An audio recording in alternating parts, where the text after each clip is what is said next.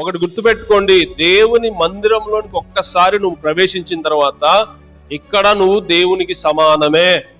ఇక్కడ నీ కులము పరిగణలోకి రాదు, నీ ధనము పరిగణలోనికి రాదు, నీ శక్తి పరిగణలోనికి రాదు. నువ్వు ఎలాంటి స్థితిలో ఉన్నా సరే నీవు దేవునికి సమానమే. ఇక్కడ చాలా మంది దేవుని మందిరంలోనికి వచ్చిన తర్వాత కూడా కులాన్ని బట్టి వారు అతిశయిస్తూ ఉంటారు. ఒకసారి నేను ఒక ప్రాంతంలో దేవుని వాక్యాన్ని చెప్పడానికి వెళ్ళిన తర్వాత, అది గుడ్ ఫ్రైడే 7 మాటలు చెప్పడానికి ఒక సన్నిధికి మందిరానికి వెళ్ళినప్పుడు పరిచర్య పరిపూర్ణానికి రాలేదు. ఆ సమయంలో అయిపోయిన తర్వాత పానకాలు తీసుకొచ్చినటువంటి వ్యక్తులు కొంతమంది ఇటు పెట్టారు, కొంతమంది ఇటు పెట్టారు. స్థలం లేకేమోలే అనుకున్నాను. కొంతమంది దీంట్లో నుంచే త్రాగుతున్నారు, కొంతమంది దీంట్లో నుంచే త్రాగుతున్నారు. దాంట్లో తాగట్లా, దీంట్లో తాగట్లేదు.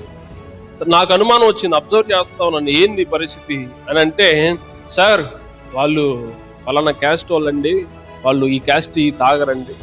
అదొక కన్వర్టెడ్ చర్చ్ అండి. ప్రియమైన దేవుని బిడ్డలారా, వాళ్ళు ఇలాంటి ఆలోచనలు వారికి ఉంటూ ఉంటాయి. దేవుని దగ్గర, దేవుని మందిరంలోకి వచ్చిన తర్వాత ఇలాంటి భేదాలు ఉండకూడదు. నువ్వు ఎలాంటి కులమైనా, ఎలాంటి మతమైనా, ఎలాంటి ప్రాంతమైనా సరే, నీకెంత డబ్బున్నా, నీకెంత అందం ఉన్నా, ఎంత సౌందర్యం ఉన్నా, ఎంత చదువున్నా, ఎంత జ్ఞానం ఉన్నా, ఎంత స్థితిమంతుడవైనా దేవుని దగ్గర నీవు సమానమే. ఆయన ప్రతి ఒక్కరికి సమానంగా దేవుడు తన కృపను అనుగ్రహించేటువంటి వాడు. నువ్వు ఎదిగే కొద్దీ దేవుడు నీకు శక్తినిస్తాడు, బలమునిస్తాడు, తన ఆత్మ వరాలు ఫలాలు నీలో అభివృద్ధి చేస్తూ వస్తాడు.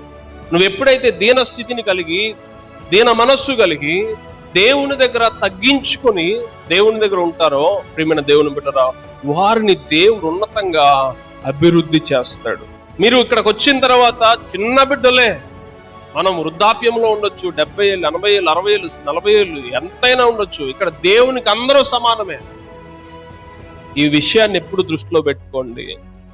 దైవజనుడు చెప్పేటప్పుడు కూడా, బహుశా దైవజనుడిగా నా వయసు చాలా చిన్నది కావచ్చు, కానీ మిమ్మల్ని అందరినీ కూడా అమ్మ, తండ్రి, అయ్యా, చెల్లి, అక్క, తమ్ముడు ఇలాగనే పిలుస్తుండొచ్చు తప్పనిసరిగా.